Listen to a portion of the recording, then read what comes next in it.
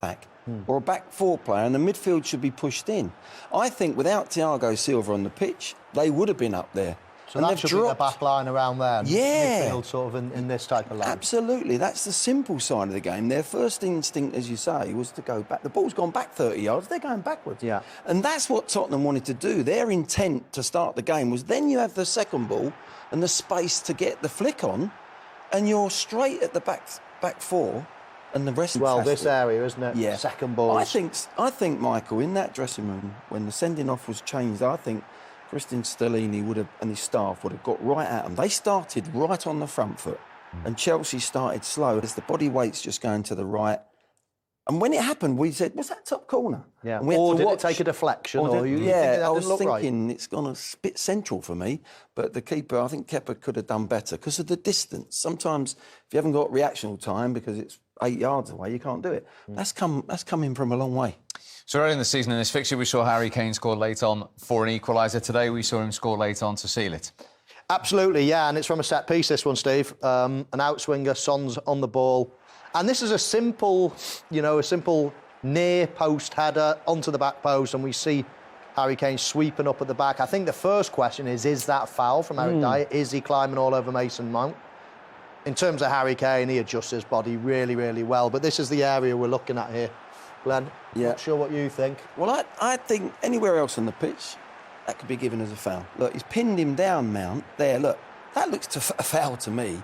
I've got to say, my real crux from Chelsea's point of view is, look, if we can play that back, look at Sterling. What is Sterling doing, being marking Harry Kane? And then, typical, he's a wide player, he's an attacking player. He's picking up Harry Kane there at the back post. He's not even looking at. Exactly. He's not even looking at the ball there. But what does he do, Michael? He's there, putting him on. Then he lets him go. Yeah. If you're a defender, or lots of people have plant their leg and swing and thrash at it.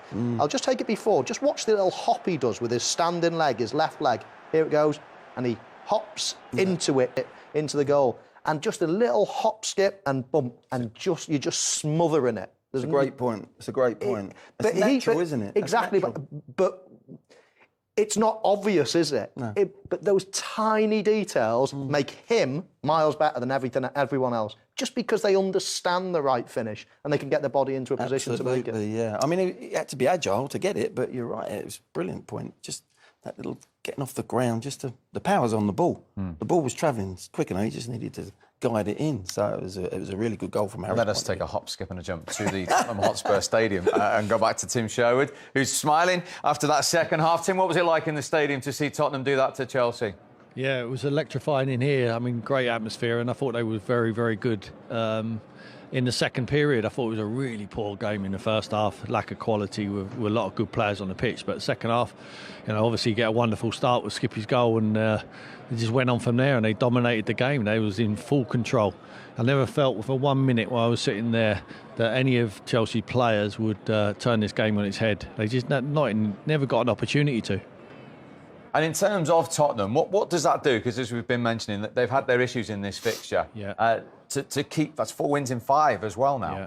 I mean, they're in good nick at the moment, and I always point a finger at them saying they don't win the big games against the big six, but I'm not sure we can consider Chelsea as a big six team at this moment in time. They had the magnificent result against Man City. And when Chelsea come here, all the fans really, they're hoping more than expecting to win. And I thought they deserved it today. I thought Chelsea was so bad. And where does it leave Chelsea? I mean, they've lost 7 of the last 13 league games, Tim. There's just no pattern. We come here not really expecting what to expect. Whether they're going to play 4 at the back, 3 at the back, whatever they're going to do. We didn't know what personnel. And they play like that. There's no continuity. There's no relationships on the pitch, and I think he's under serious pressure now, Graham Potter, because look, they want to give him time, and we all want time as managers. You want time, and they will turn it around. You spend that amount of money, I think you will turn it around in the end. But unfortunately, you've got to win. You're a Chelsea manager. We know Mr. Abramovich would have already sent him packing by now, and I think Todd Boehly wants to be a little bit more patient, but I just can't see any positives in that performance today, and certainly not the result. I mean, this is the ground where Chelsea always win, and they didn't even look like winning from moment one. I didn't think. I thought they were very, very poor today. And unfortunately, that's a game. Glenn will tell you, it's a management job. You don't win. You're under pressure. Tim, Glenn here. You're at the stadium there. You'd have a sense of it. Were they playing for him? Did you get that feeling that they're really behind him with the manager and they're going out on a limb for him? Or from the studio, it's difficult for us to pick that up, but you're at the stadium. I think in the first 10 minutes, I thought they were very good. They're very confident. They're popping it around. I thinking this could be a very difficult afternoon. As soon as they went behind Glenn in the second half, that's when you need people to stand up and show that you're performing for the shirt. And I never saw that. I really didn't see that. I thought they lacked effort. They lacked a plan.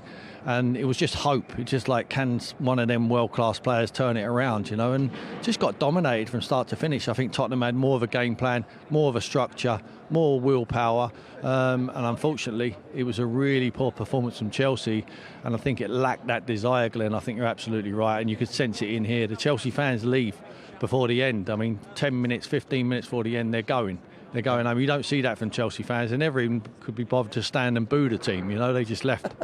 Thank you for now, Tim. We'll be back to you in a moment. Statistics, Michael. 2 wins in 15 league games for Chelsea. And in that period, they've scored 8 goals. They are the lowest scorers in the Premier League in the last 15 matches. It's incredible, and it's a pattern that we looked at before the game, and it's continued today. With all that money, and you've got to keep harping on about the money they've spent because it's an extraordinary amount, they still don't look any more potent.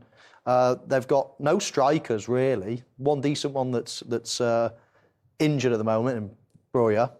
And it's their biggest problem. And we looked at Havertz and his role before the game and how when he drops off, they've not got anybody running in behind. So it is a problem, and it's one that the manager's got to sort out quick. Well, scoring goals for Tottenham wasn't a problem today, was it? What a start to the second half they had. Let's go back to the Tottenham Hotspur Stadium and speak to Oliver Skipp. Great to see you. This is a day you'll never forget in a hurry. Yeah, absolutely. I think to score my first goal and for it to be in a game like this doesn't get much sweeter than this, really. Give us an idea of that adrenaline rush then. 19 seconds into the second half when that ball hits the back of the net. Yeah, I mean, I think you saw in my celebration, I didn't quite know what to do. But yeah, the ball just broke to me, and we've been working a lot on controlling the counter-attack from the second phase. So when it dropped to me on the edge of the box, it's something that we do a lot in training. So it was actually came quite natural to me just to get the shot off, and luckily it went in. And the fact you've had 66 games before today, it's a long wait, makes it more special, I guess. Yeah, absolutely. It was my first goal for Tottenham and coming through the academy, so it makes it a little bit sweeter, I think. Oliver, well played. It's Michael Owen here. I was just wondering, just before the half-time break, there was a bit of scuffle. There was a few yellow cards sent and a red card, but rescinded. But then you came out the traps. I think it was 19-odd seconds when you scored that goal. Was there anything to do with that little, that heated exchange, let's say, and then the half-time team talk that made you come out the trap so quick? I think it was just a case of being slightly more aggressive. Maybe first half we gave them a little bit too much respect, and I think that maybe even it got the crowd up a bit, and when the crowd gets up here that it can be really, really difficult for opposition teams. So we felt that if we could try and get the crowd, use the emotion of the game, that we could really start fast in the second half, and then we managed to do that, and we managed to keep building from that. Yeah, Oliver, Glenn Hoddle here. Congratulations on your first goal. It was magnificent. What was lovely from my point of view is the celebration of all your teammates. I mean, they went absolutely nuts. They were so pleased for you, and it was really good. The team spirit looks good there at the moment. Yeah, I think it's something we really try to work on, and I feel like we've got a real close group.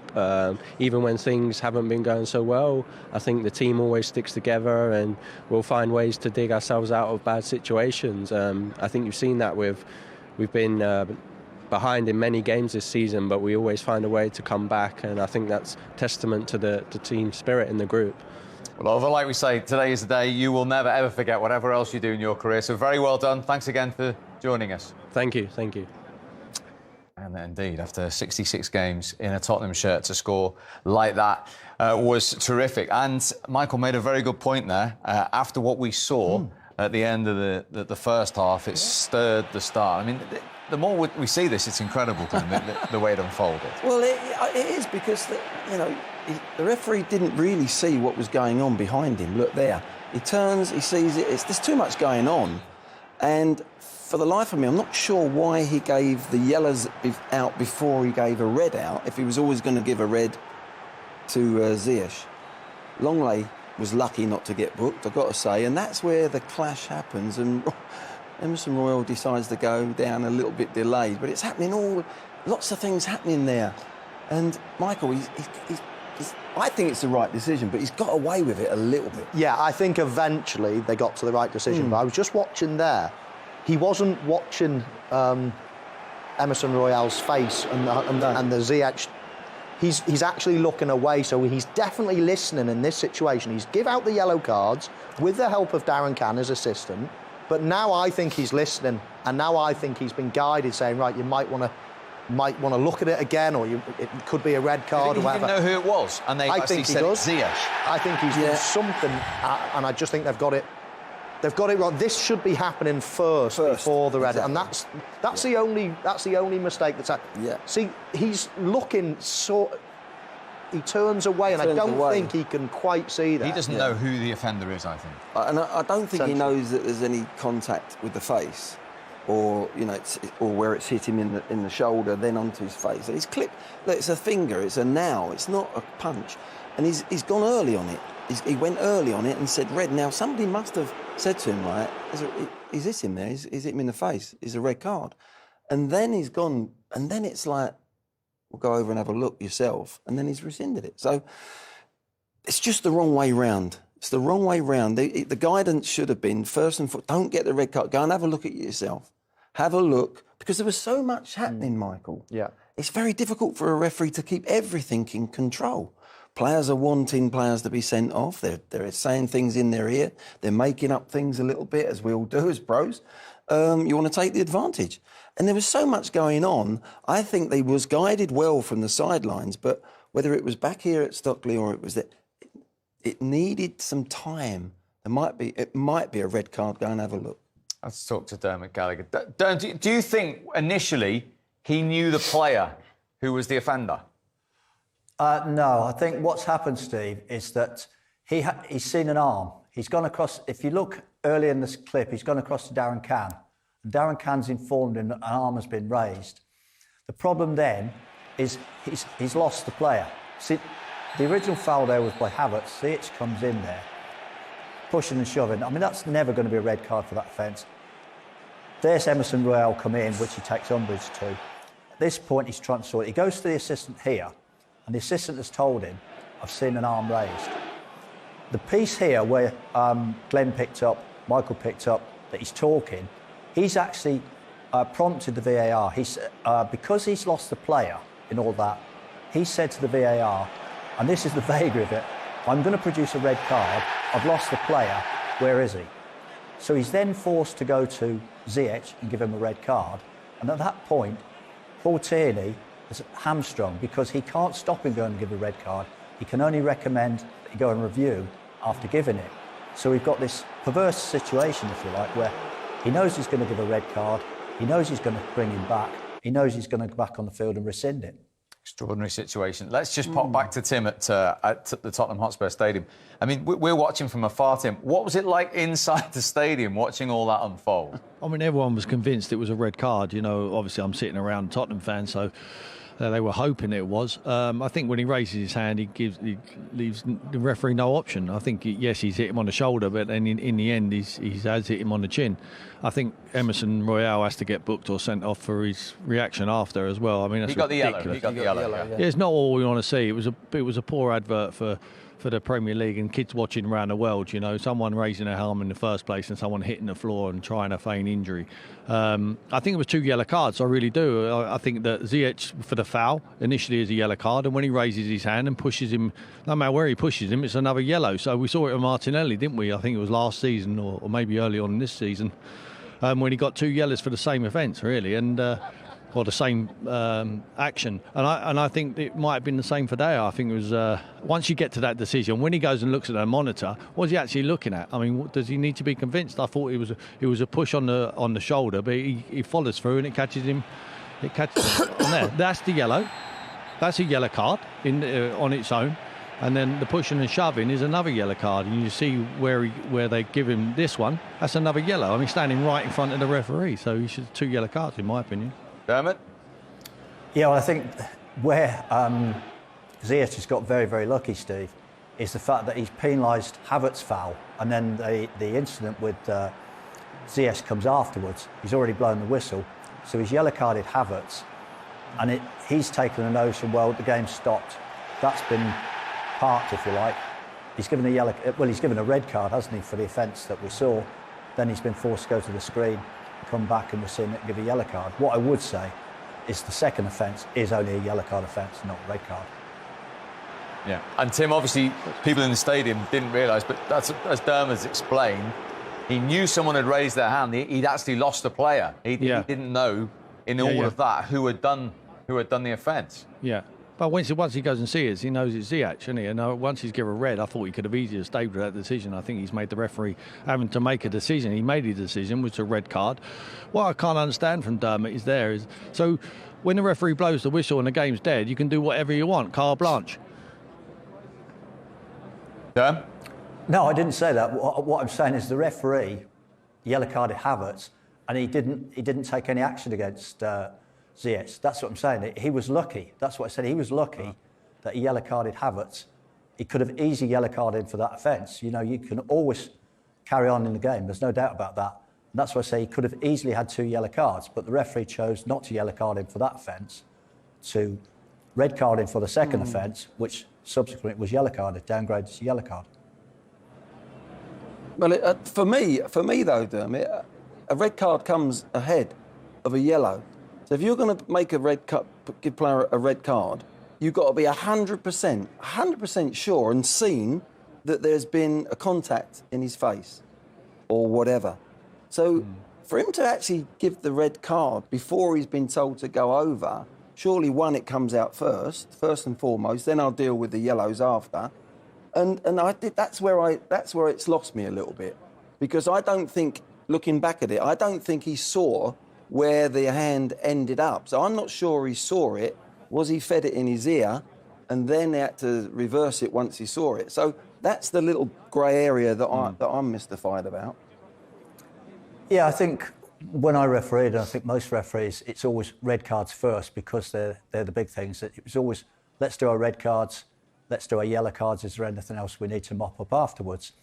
In this situation, I think what he's done, he's focused on parting the players, because he's actually, if you look, he's actually got a yellow card in his hand when he's trying to part the 2 players.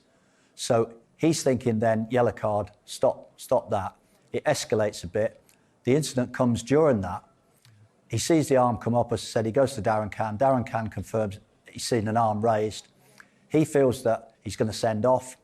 I think that's where it got messy. But what I would say, Glenn, without doubt, I think we all agree that it wasn't a red card offence. It should have been a yellow card, and we restarted correctly. Yeah, 100%. Yeah. Great stuff. Tim, Dermot, thank you very much indeed for your contributions today.